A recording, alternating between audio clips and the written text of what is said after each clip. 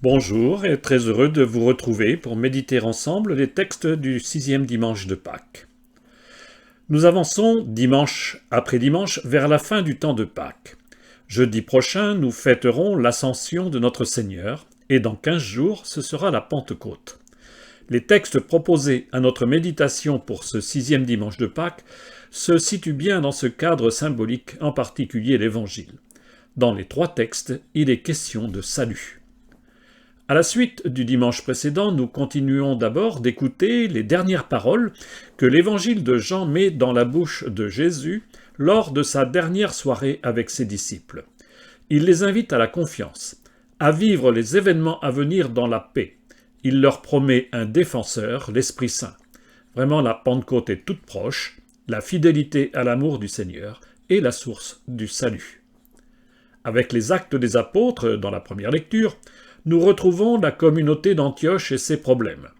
La question posée se résume ainsi: quelle est la porte du salut? La loi juive et la circoncision sont-elles indispensables? Nous assistons à un tournant. À Jérusalem, les apôtres vont prendre une décision importante pour tous ceux qui se convertissent à la foi chrétienne.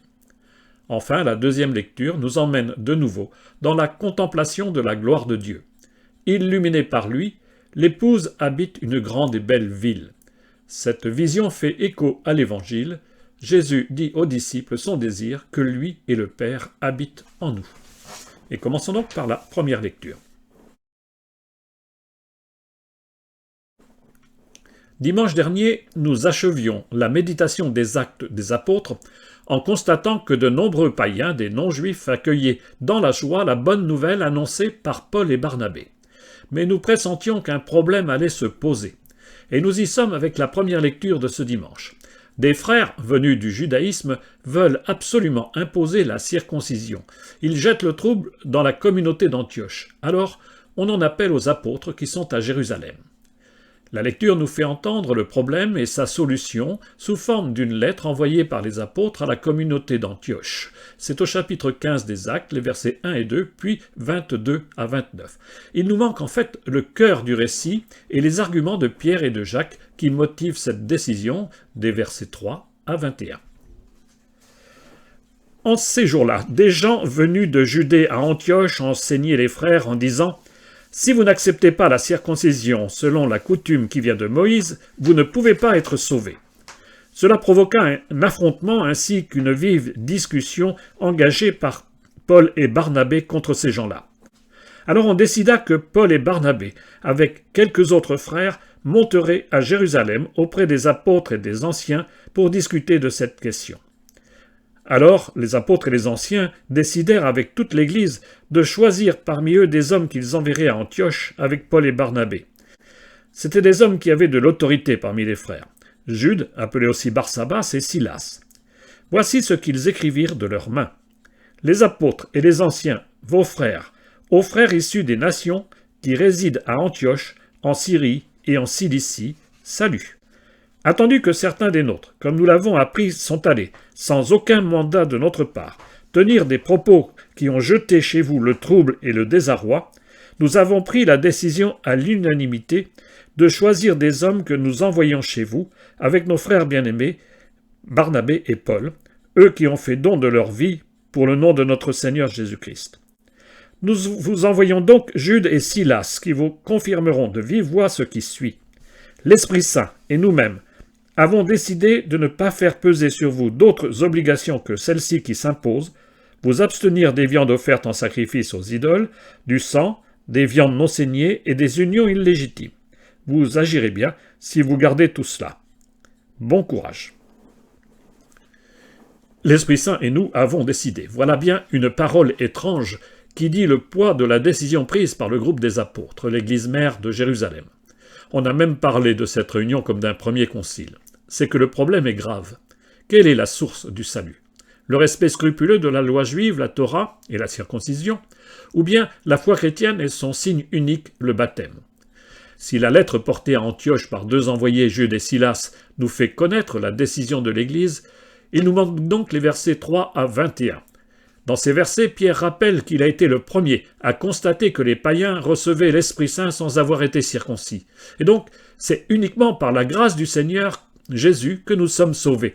C'est cette parole qui est au verset 11 du chapitre 15. Qu'on soit juif ou païen d'ailleurs. Et Jacques, à son tour, s'appuie sur la parole de Dieu. Il estime qu'il ne faut pas tracasser ceux qui, venant des nations, se tournent vers Dieu. Toujours au chapitre 15, verset 19. C'est la foi en Dieu et le don de l'Esprit Saint qui sont le seul chemin du salut, pas l'inscription d'une marque dans la chair. C'est ainsi que le baptême, mais le texte n'en parle pas, devient la seule marque de la foi et le signe du don de Dieu. Pour la première fois s'est mise en place une pratique de l'Église, c'est l'Assemblée réunie autour de ses chefs qui peut décider de ce qui est bon pour la foi et la mission. N'avons-nous pas ici les prémices d'une démarche vraiment synodale? Nous allons lire maintenant la deuxième lecture. Moi, Jean, j'ai vu. Dimanche dernier, le visionnaire contemplait émerveillé un ciel nouveau et une terre nouvelle, et la ville sainte, la Jérusalem nouvelle. Tout était nouveau. Et voici que cette semaine, la vision se précise et nous décrit la ville sainte déjà entrevue. Cette semaine, tout est beau. Contemplons cette belle ville décrite au chapitre 21 des Actes, du verset 10 au verset 23. Le texte de la liturgie omet de nouveau les versets 15 à 21. Moi, Jean, j'ai vu un ange. En esprit, il m'emporta sur une grande et haute montagne. Il me montra la ville sainte Jérusalem qui descendait du ciel d'auprès de Dieu. Elle avait en elle la gloire de Dieu. Son éclat était celui d'une pierre très précieuse comme le jaspe cristallin. Elle avait une grande et haute muraille avec 2 portes, et sur ces portes 12 anges. Des noms y étaient inscrits, ceux des 12 tribus des fils d'Israël. Il y avait 3 portes à l'Orient, 3 au nord, 3 au midi et 3 à l'Occident.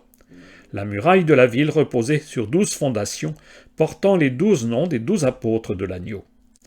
Dans la ville, je n'ai pas vu de sanctuaire, car son sanctuaire, c'est le Seigneur Dieu, souverain de l'univers, et l'agneau. La ville n'a pas besoin du soleil ni de la lune pour l'éclairer, car la gloire de Dieu l'illumine, son luminaire, c'est l'agneau. Que de symboles dans cette image saisissante du royaume de Dieu. C'est bien un nouveau monde qui se trouve illuminé de la beauté glorieuse de Dieu. Tout est beau, car tout est divin. L'humanité sauvée est symbolisée par la ville. Elle est posée sur ses fondations, les apôtres. Ses 12 portes, comme des pierres précieuses, figurent les 12 tribus d'Israël, c'est-à-dire la totalité du peuple des élus, venus des 4 coins de l'horizon. Ici, plus besoin de temple ou d'église, plus besoin de soleil, de lune ou d'étoiles. Le Christ, l'agneau de Dieu, est la source de la lumière qui inonde la ville de sa beauté. Tout est beau dans la maison de Dieu. Tout est Dieu, et tous sont en Dieu. Après cette deuxième lecture, nous allons lire maintenant l'Évangile.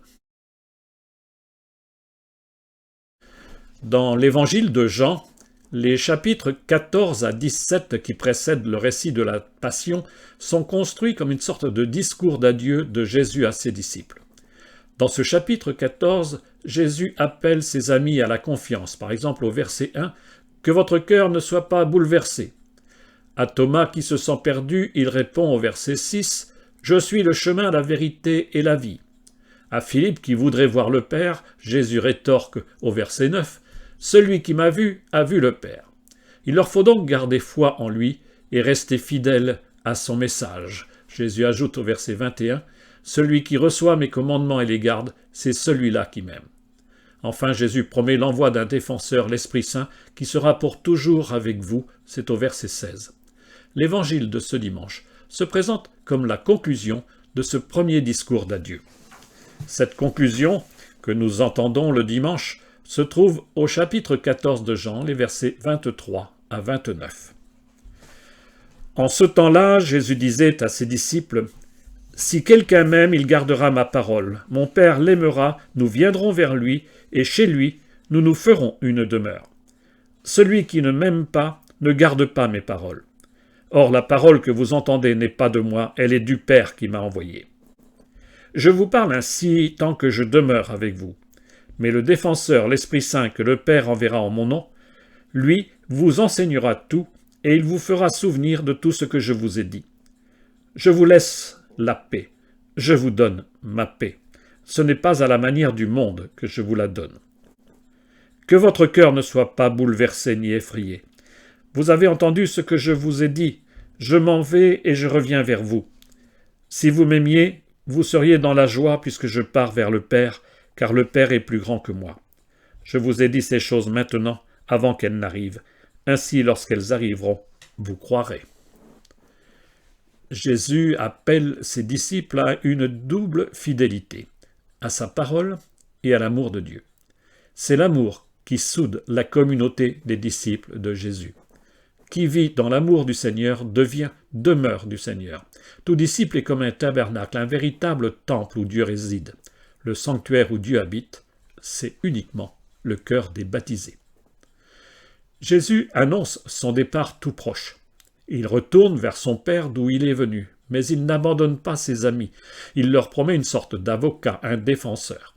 Par l'Esprit Saint que le Père enverra au nom de Jésus, le Maître continuera d'enseigner ses disciples.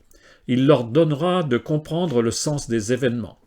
Jésus annonce ainsi la Pentecôte de l'Église, la présence permanente et l'action efficace de Dieu dans le cœur et la vie des baptisés. Nous ne sommes pas seuls. Par son Esprit, Dieu demeure en nous. Dieu agit avec nous. Jésus annonce son départ tout proche, mais dans ce message, il reprend les premières paroles de ce discours d'adieu que nous avons entendu tout à l'heure, « Que votre cœur ne soit pas bouleversé ni effrayé ». Les disciples auront pourtant des raisons de vivre ce dernier jour dans la peur et l'effroi. L'arrestation de Jésus, sa condamnation, ses souffrances et sa mort seront pour eux une rude épreuve. Mais les paroles de Jésus sont pour nous aujourd'hui. Elles nous appellent à vivre les événements qui agitent la barque de l'Église dans la confiance et la paix. Je vous laisse la paix, je vous donne ma paix. Cette paix que nous donne le Sauveur peut irriguer notre vie chaque jour. Elle est promesse qui en dépasse l'horizon. Nous connaîtrons la paix le jour où nous entrerons dans la cité radieuse, entrevue par Jean dans la 2e lecture. Jésus annonce donc son départ tout proche. Ses disciples vivront ce jour en fait dans la tristesse. Cette tristesse qu'expriment les 2 disciples d'Emmaüs à leurs compagnons de route dans l'évangile de Luc au chapitre 24, verset 17. Alors, ils s'arrêtèrent tout tristes. Quand nous sommes nous-mêmes confrontés aujourd'hui à la mort de nos proches, nous nous arrêtons comme les 2 disciples sur la route, tout tristes. Et voilà que Jésus nous invite à la joie.